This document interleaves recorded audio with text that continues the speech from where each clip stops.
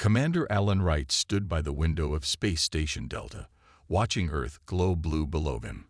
After 20 years in space, he still felt excited today. The first aliens were coming to meet humans officially. 5 minutes until the alien ship arrives, sir, said Lieutenant Susan Morgan as she worked on her screen. Alan fixed his uniform. Tell the diplomatic team. Keep our weapons on standby. We're making friends today. Everyone on the command deck felt nervous and excited. 3 months ago, they had briefly talked with an alien scout ship that appeared at the edge of the solar system. Since then, the aliens had seemed friendly and eager to meet. We can see them now, said Chief Officer Greg Patterson. The main screen showed a beautiful ship coming closer. It had a shiny, pearl-like surface that gleamed among the stars. The ship looked elegant and powerful, about twice as big as Earth's largest ships. Ambassador Catherine Lloyd walked onto the bridge with her team. Beautiful, isn't it? She said to Alan. They've been very proud when describing their technology in our messages. Alan made a small grunt. They definitely built it to show off. Commander, Susan said, they're calling us. Put them on screen, Alan ordered. The screen changed to show an alien face. It had blue, shiny skin, 4 eyes in a diamond shape, and gill-like parts on its thin neck. The alien spoke, and a computer translated its words. Hello, humans of Earth. I am High Emissary Sklar from the Kravik Collective. We come in peace and are happy to welcome you to the galactic community. Catherine stepped forward. Emissary Sklar, all humans welcome you. I am Ambassador Lloyd, speaking for the United Earth government. The alien bowed slightly. We have watched your civilization from far away. Your progress is good for such a young species. We are happy to guide you to become more advanced. Alan noticed how the alien sounded a bit superior, but he kept his face calm. We're ready for your ship to dock, Catherine said. We look forward to talking face to face. Good. Though our ship is just a diplomatic vessel, not one of our best ships, we hope you find it impressive. New space travelers often like seeing what they might achieve someday. Alan and Catherine exchanged quick looks. In every message, the aliens had casually mentioned how much better their technology was while trying to sound polite. We're looking forward to it, Catherine replied smoothly. And maybe soon we'll show you some of our achievements too. Sklar blinked his 4 eyes one after another. Of course. Though the Kravik have traveled the stars for thousands of years, we always appreciate the interesting approaches of new civilizations. When the call ended, Alan turned to Catherine.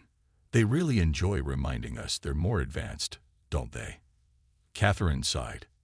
Typical diplomatic behavior. They want to be the senior partner in our relationship. She smiled slightly. Let them think what they want for now. First impressions can be misleading. Alan nodded, watching the alien ship approach the docking area. Indeed they can, Ambassador. Indeed they can. The 5 Kravik aliens moved smoothly into the conference room. High Emissary Sklar led them, all wearing shiny clothes that changed colors as they moved. 2 floating robots followed them, recording everything. For our history records, Sklar explained, your species joining the galactic community is an important event. Ambassador Catherine Lloyd sat with the human team. Commander Alan Wright and other important human leaders sat beside her. Through the big window behind them, they could see Earth. Your station is functional, Sklar said, his 4 eyes looking around the room. We appreciate your efforts to host us. Catherine kept her polite smile. Space Station Delta shows the combined work of 12 nations. It's one of our greatest achievements. Yes, building a space station is an important step for any developing species, the alien replied politely. Dr. Linda Blackwell, Earth's top expert on alien life, spoke up. We'd love to learn about Kravik biology, if you're willing to share. Your breathing system seems very interesting. Science Minister Vernak, another alien, answered. Our bodies evolved in air with more nitrogen than your world has. We've studied over 300 intelligent species and would be happy to add humans to our database. Alan noticed how every answer showed off their advanced knowledge. It felt more like a sales pitch than a friendly meeting. "Maybe we could talk about practical matters," said William Reeves, the trade representative, "like resource sharing and technology cooperation." "Of course," Skiller smoothly cut in. "The collective often helps developing worlds with technology. For example, your space engines, while good for your level, could be made much better with simple changes. We could show you how." Catherine spoke before anyone else could reply. "We appreciate these offers. However, humans have always valued making our own progress. We want to learn, but also to share our own ideas in any partnership." Sklar bowed slightly. "Good thinking. Though we should mention that the Kravek have met many species with similar pride in their work. Experience shows that accepting guidance leads to faster progress." The meeting went on for several hours. They talked about culture, science, and cooperation. Throughout the talks, the Kravek kept positioning themselves as teachers and humans as students. As the meeting ended, Sklar approached Catherine and Alan privately. "We would be honored to host you on our ship tomorrow. Even though it's just a diplomatic vessel, it might help you understand the benefits of working closely with the collective." "We look forward to it," Catherine replied. After the aliens left, she turned to Alan and sighed. "That was tiring." Alan nodded. "They're very confident about being superior." "Maybe too confident," Catherine said. "I've seen diplomatic posturing before, but this feels different. Like they're selling something but hiding the price." "Did you notice how they changed the subject whenever we talked about our own technology?" Catherine nodded. "Classic information gathering trick. They want to know what we can do, but they don't want to seem too interested." Alan looked toward the docked alien ship. "Ambassador, I think tomorrow might be a good time to adjust their expectations." "What do you have in mind, Commander?" "Just a small change to tomorrow's plan. Nothing that breaks protocol." A small smile appeared on his face, "but something that might make our guests rethink their assumptions." Catherine studied him, then nodded. "Make the arrangements. It's time we added some perspective to this exchange." The next day, High Emissary Sklar showed the human group around the Kravik ship. Ambassador Catherine Lloyd, Commander Alan Wright, and 3 other humans followed, trying not to look too impressed by the amazing technology all around them. "Our life support systems automatically adjust to any species' needs," Skiller explained as they walked through a section where the lighting changed. "You may notice the air is now better for human breathing." "Fascinating," Catherine replied.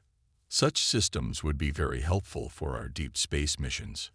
Science Minister Vernak, walking with them, made a proud gesture. "This ship has more than 40 different adaptive systems. But remember, this is just a diplomatic ship. Our military ships are much more advanced."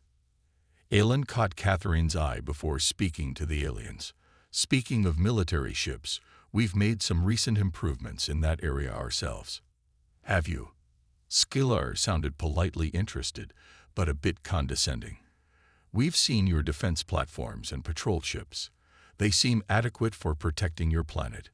The tour continued through the medical area, where the aliens showed technology that could heal serious injuries in minutes, and their farming section, where plants from many worlds grew in carefully controlled environments. "This navigation center," Skiller said as they entered a room full of holographic displays, "lets us plan routes through both normal space and subspace corridors. Our ships can cross your entire solar system in about 6 of your hours." Dr. Eric Fuller, Earth's top physicist, couldn't hide his interest. "Your understanding of space-time manipulation is remarkable. We've only recently begun testing similar ideas." "Yes, we detected some basic attempts," Vernak replied. "Your theories have several fundamental errors, though the basic approach shows promise. With guidance, you might achieve practical results within a century or 2. Alan checked his watch, then leaned toward Catherine. "Ambassador, we should prepare for the next part of our schedule." Catherine nodded. "High Emissary, we're very grateful for this tour of your impressive ship." As planned, we'd like to return the favor with a small demonstration of our own, if you'd come back with us to the station's observation deck. Sklar blinked his 4 eyes in sequence. Of course, Ambassador. Though I must say we've already scanned your station's capabilities when we arrived. I believe you'll find this particular demonstration wasn't included in those scans, Alan said with a slight smile. 30 minutes later, the human and Kravik groups stood on the observation deck of Space Station Delta. The large window showed Earth below and the stars beyond.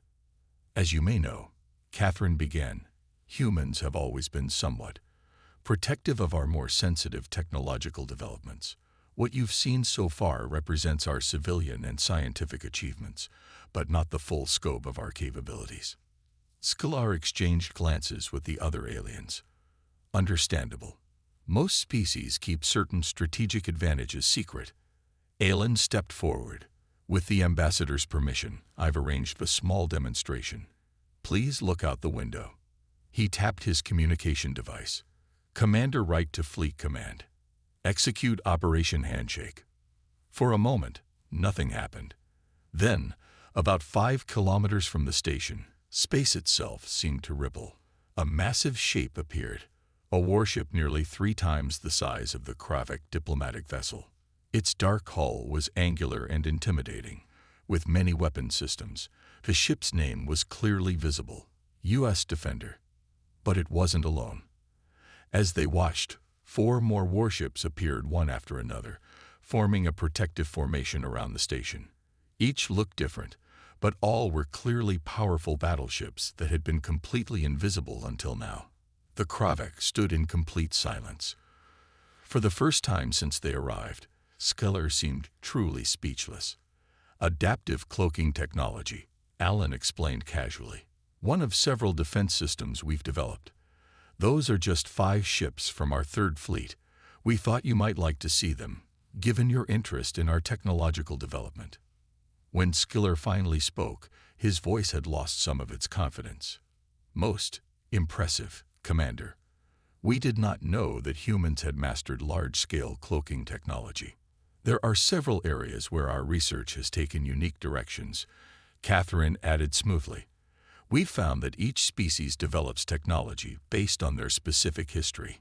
Humanity has had its conflicts, which unfortunately but necessarily accelerated certain defensive innovations. I see, Sklar said, all 4 eyes fixed on the warships. Perhaps we have underestimated your species' advancement. Not at all, Catherine replied with a diplomatic smile. We simply have different areas of expertise. As they moved away from the window, Alan noticed that the Kravik delegation was suddenly much more attentive to what the humans had to say. Outside, the 5 massive warships maintained their silent watch, a quiet but clear reminder that first impressions could indeed be misleading. The mood in the meeting room had clearly changed. Before, the Kravik aliens had led all talks with confident statements about how superior they were. Now they listened more carefully to what the humans had to say. High Emissary Sklar sat across from Ambassador Catherine Lloyd, sitting more stiffly than before. Your defense capabilities are unexpected, Sklar admitted. The collective's early assessment of Earth technology seems to have been incomplete. Catherine kept her diplomatic composure. Understandable. Emissary. Humans have always been somewhat careful about showing our full technology, especially defense systems. Commander Alan Wright, sitting beside Catherine, added, "We've found that some technologies should remain secret until proper diplomatic frameworks are in place." Science Minister Vernack leaned forward. "The cloaking technology alone shows advancement we had calculated to be beyond your current abilities. Our sensors detected no energy signs from those ships." Quantum displacement field technology, Dr. Eric Fuller explained, deliberately keeping details vague. A fortunate breakthrough that happened about 8 years ago. The humans had agreed beforehand to be truthful, but selective with information. The Kravik didn't need to know that the technology had been developed mainly as a desperate response to internal conflicts during the resource wars 15 years earlier. "May I ask how many such ships Earth has produced?" Sklar asked. Ellen smiled politely. I'm afraid that's strategic information that would require a more formal defense treaty before sharing. I hope you understand. Of course, Skiller replied, though he clearly looked uncomfortable. The Kravik Collective respects the security protocols of all species. Catherine steered the conversation towards safer topics. Perhaps we could return to discussing potential scientific collaboration. I believe there were several areas of mutual interest identified yesterday. For the next hour, the discussion proceeded more as a dialogue between equals than the previous teacher-student dynamic. The Kravik, while still occasionally mentioning their advanced technologies, now expressed interest in human innovations with what seemed like genuine curiosity. After the meeting ended, Catherine and Alan walked together through the station's main corridor. "They're reassessing everything," Alan observed. "Did you notice how Vernac kept studying our environmental controls? I think they're trying to figure out what else they missed." Catherine nodded. Classic diplomatic recalibration. They came expecting to place Earth near the bottom of their hierarchy. Now they're scrambling to figure out where we actually fit. "Do you think we showed too much power? Showing military strength so early might send the wrong message." "It was a calculated risk," Catherine admitted, "but necessary. The pattern I've seen suggests the Kravik establish initial relationships based primarily on perceived technological hierarchy. We needed to adjust that perception before real negotiations could begin." Alan's communication device made a sound. He checked the message and frowned slightly. "Problem?" Catherine asked. "Possibly. Fleet intelligence reports the Kravik have sent several encrypted messages to locations beyond our solar system. They're also scanning near-Earth space in more detail than would be expected for diplomatic purposes." Catherine looked concerned. "They're gathering intelligence. Not surprising, but potentially worrying. I've authorized increased security protocols. Nothing obvious, but we're watching their activities more closely now."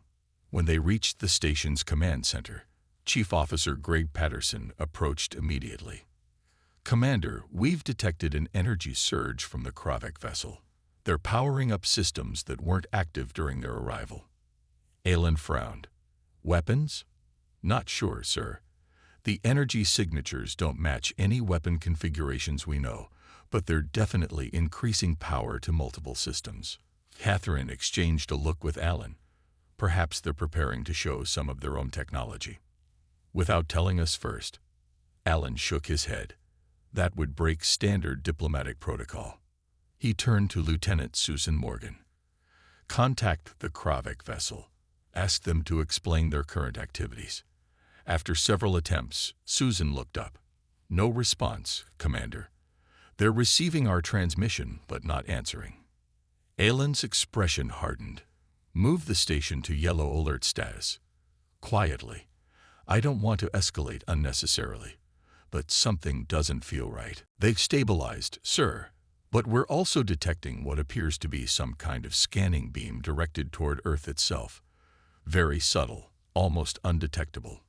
Catherine's expression grew concerned. "That definitely crosses diplomatic boundaries." Alan nodded grimly. "Send a message to Fleet Command. Request the First Fleet to move into standby position beyond lunar orbit. Let's be prepared for any possibility." As they watched the main display showing the docked Kravik vessel, Catherine voiced what both were thinking. They came expecting to find a developing civilization they could guide or control. Instead, they found a potential rival. The question is, how will they respond to that discovery? The emergency meeting started at 3:00 a.m. in the station's secure briefing room. Commander Alan Wright stood in front of a holographic display showing the Kravik ship with various sections highlighted. Around the table sat Ambassador Catherine Lloyd, station security officers, and key diplomatic team members.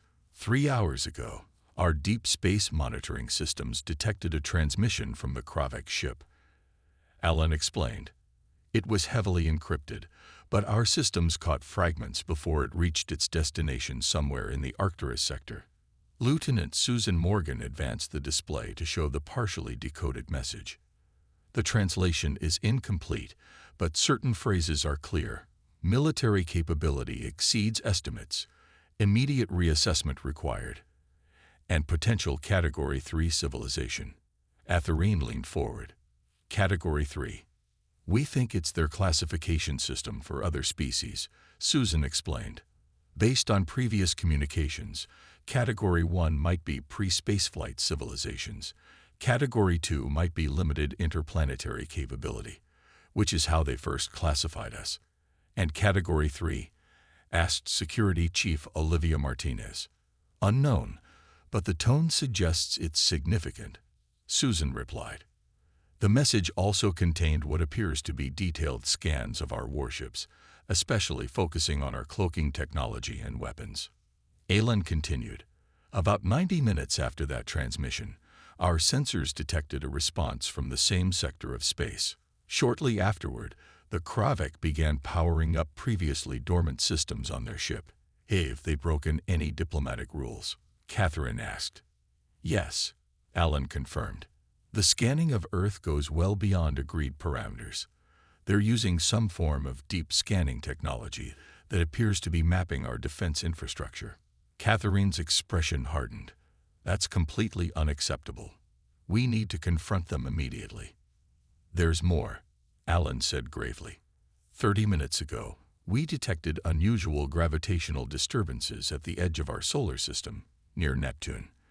The signature matches theoretical patterns for artificial wormhole creation.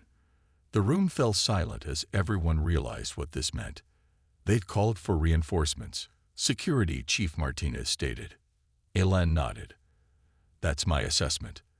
The question is whether they intend to defend themselves or attack.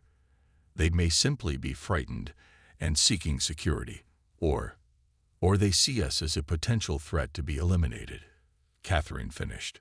The Kravik have requested an unscheduled meeting at 8:00 a.m., Alan continued. They claim it's to discuss expanded technological exchange opportunities. Catherine exchanged glances with the others around the table. Convenient timing. We need to prepare for multiple scenarios, Alan said. Ambassador, I recommend we proceed with the meeting, but with enhanced security.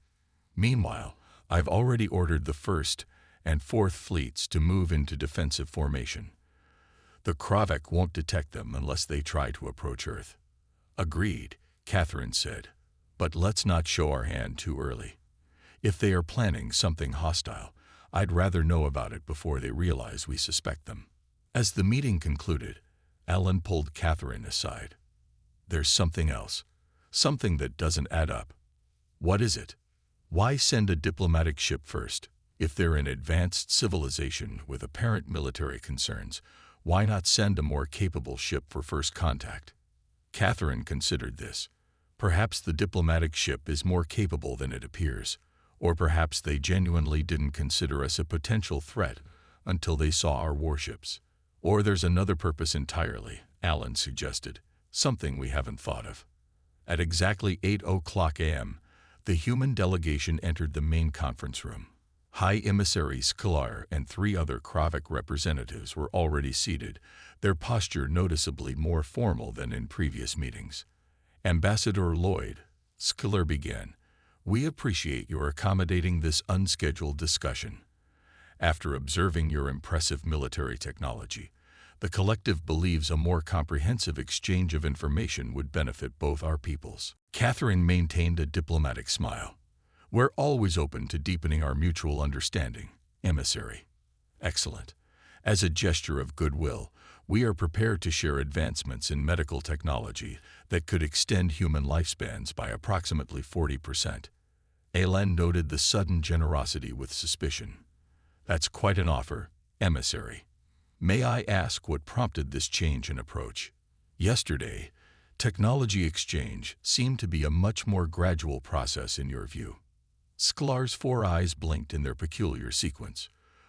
The collective has simply recognized that humanity's advancement level deserves adjusted protocols. We believe accelerated cooperation would be mutually beneficial.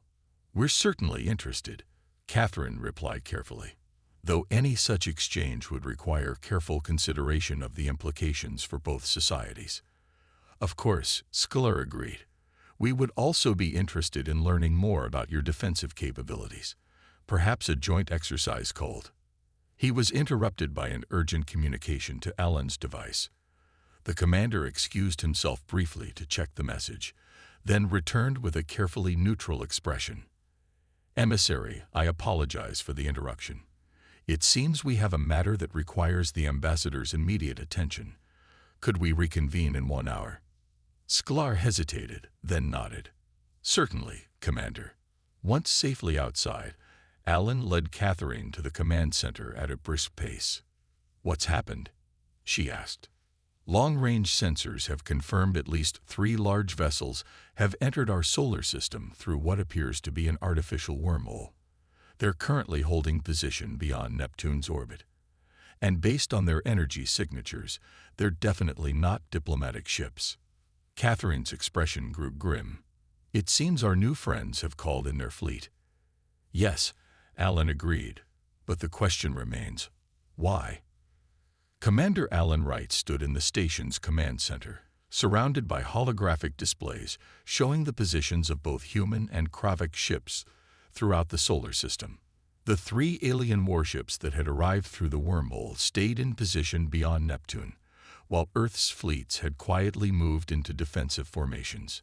They haven't made any aggressive moves, noted Fleet Admiral Diane Rivera, joining the meeting via holographic link from Earth, but they're certainly not here for a friendly visit.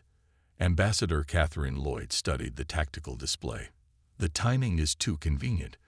They send a diplomatic vessel, discover we're more advanced than expected, and suddenly battleships appear. There's something we're missing. Maybe not, said Intelligence Officer Victor Cruz, entering the room with a data tablet. We've completed our analysis of the Kravik communications and compared them with strange signal patterns we've detected over the past decade. There's a match. He transferred his data to the main display, showing signal patterns from various dates going back 8 years. These signals were previously classified as unusual background radiation, possibly from strange stellar phenomena. But applying the encryption patterns from the Kravik transmissions reveals something different. The patterns restructured on screen, forming coherent data streams. They've been watching us, Alan realized. For years. Not just watching, Victor corrected. Based on the frequency and direction of these transmissions, they've had observation posts throughout our solar system, possibly as far back as when we first achieved faster-than-light capability. Admiral Rivera's expression darkened. So this isn't first contact at all. This is them deciding to finally show themselves after years of spying on us. But why now? Catherine asked. What changed? Alan's eyes narrowed as connections formed in his mind. The Neptune mining colony, the Titan research station. Our expansion throughout the solar system has accelerated significantly in the past 2 years. Territorial concerns, Catherine suggested. Possibly, Alan agreed. Or resource competition. Either way, this diplomatic mission means something very different now. Admiral Rivera leaned forward in her holographic projection. Commander, what's your assessment of their intentions? Alan considered carefully. Their behavior suggests they came to evaluate our threat level, expecting to find a technologically inferior civilization they could easily manage. Our military capabilities surprised them, prompting them to call in reinforcements, but they haven't attacked, which means they're still assessing. Or waiting for more ships, Admiral Rivera pointed out. We need more information before we can determine their true intentions, Catherine said. I recommend continuing diplomatic engagement while maintaining our defensive posture. Agreed, Admiral Rivera nodded. But if those ships make any move toward Earth, you have authorization to take whatever action necessary to protect our planet. The meeting with the Kravik resumed an hour later, though in a smaller conference room closer to the station's escape pods, a precaution Alan had quietly arranged. High Emissary Sklar seemed untroubled by the delay. Ambassador, shall we continue our discussion of technological exchange? Catherine maintained her diplomatic composure. Before we do, Emissary, I believe there's a matter we should address. Our sensors have detected 3 Krovic warships that recently entered our solar system. We're curious about their purpose, given our ongoing diplomatic discussions. Sklar's reaction was slight but noticeable, a brief tensing of his gill-like structures. Yes. A routine patrol that happened to be passing through neighboring space. When they detected our diplomatic vessel, they naturally adjusted course to ensure our safety. A standard protocol. Interesting, Alan said. Especially considering they arrived through what appears to be an artificial wormhole specifically created to access our system. A moment of silence followed. Commander Wright, Sklar finally responded. The collective appreciates directness. Yes, those vessels were dispatched after our initial reports about your military capabilities. You must understand, such advanced technology in a previously unclassified species requires verification. Unclassified? Catherine questioned.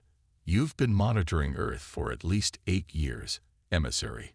Possibly longer. This isn't first contact. It's first acknowledgement. Sklar's 4 eyes blinked rapidly. Your intelligence capabilities are also impressive, Ambassador. Yes, the collective maintains observation of developing spacefaring civilizations throughout this sector. It's necessary for security and strategic planning. And what exactly is your strategic plan for Earth? Ellen asked directly. Sklar seemed to consider his words carefully. The collective has managed interspecies relations in this sector for millennia. When a new spacefaring civilization emerges, we evaluate its potential for peaceful integration versus possible destabilization of existing power structures. And which category have you placed us in? Catherine pressed.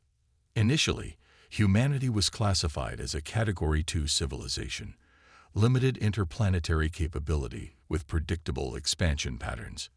Your demonstration of advanced military technology, particularly cloaking technology that evaded our sensors, has prompted reclassification to Category 3. And what exactly does Category 3 mean in your classification system? Ellen asked. A potential peer-level civilization, Sklar admitted. One capable of significant territorial expansion and possibly challenging existing political structures. Catherine leaned forward. And how does the collective typically respond to Category 3 civilizations? Emissary. The silence that followed was answer enough. I see, Catherine said quietly. So those warships aren't here for verification. They're here for containment. Not necessarily, Sklar countered. The collective prefers diplomatic solutions. Military intervention is a last resort for species that cannot be reasoned with. Is that why you've been scanning our defense systems and planetary infrastructure? Ellen asked. To prepare for this last resort. A precautionary measure only, Sklar insisted. You must understand our position. The sudden emergence of an advanced military power can destabilize carefully balanced interspecies relations. Catherine's expression hardened. Let me be very clear, emissary. Earth has no expansionist intentions beyond our own solar system at this time. But we will defend ourselves against any threat with every capability at our disposal. And those capabilities extend far beyond what you've observed. Alan added, a calculated bluff. The vessels you've seen represent only a fraction of our defensive systems. Sklar studied them both before responding. I believe you both. Which is why I will recommend to the collective that humanity be offered partnership status rather than management protocols. Management protocols. Catherine repeated. A diplomatic term, Sklar said dismissively. The important point is that I recognize humanity's potential as a valuable ally rather than a subject species. The implication was clear. The Krovic had indeed come to establish dominance over what they expected to be a less advanced civilization. I appreciate your candor, emissary, Catherine said. Perhaps now we can begin genuine diplomatic discussions between equals. As they concluded the meeting, Alan received an urgent message from station security. He excused himself and stepped into the corridor where Lieutenant Susan Morgan waited. Sir, we've detected unusual energy signatures from the Krovic diplomatic vessel. They appear to be activating some kind of long-range communication system, far more powerful than anything they've used previously. Aelin's expression darkened. They're calling in more ships. That would be my assessment, sir. Alert Admiral Rivera. Tell her I believe we need to prepare for possible hostile action. He glanced back toward the conference room. The diplomatic approach may have just become significantly more complicated. The big screen in Earth's Defense Command showed the positions of all ships in the solar system. The 3 Kravik warships had stayed beyond Neptune for the past 12 hours, while the diplomatic vessel remained docked at Space Station Delta. Admiral Diane Rivera addressed the Emergency Council of Military Leaders and Government Officials. Based on all our intelligence, we believe the Kravik intended to establish control over Earth through diplomatic means, if possible, military means if necessary. Ambassador Catherine Lloyd, participating via secure link from the station, added, their initial assessment classified us as a developing civilization they could guide or control. Our military capabilities forced them to reconsider that approach. And now? Asked Defense Secretary Kyle Harrison. Now they're stalling. Commander Alan Wright explained from his position beside Catherine. The energy burst we detected was indeed a communication to their home territory. Based on the power and direction, we believe they're calling for more ships. How long do we have? The secretary asked. Admiral Rivera frowned. If they use the same wormhole technology, reinforcements could arrive within 36 to 48 hours. Then we need to act before that happens, Secretary Harrison stated. Options. We could strike first, suggested General Maria Sanchez, head of Space Force Operations. Our Fifth Fleet could reach their position within 6 hours. With the element of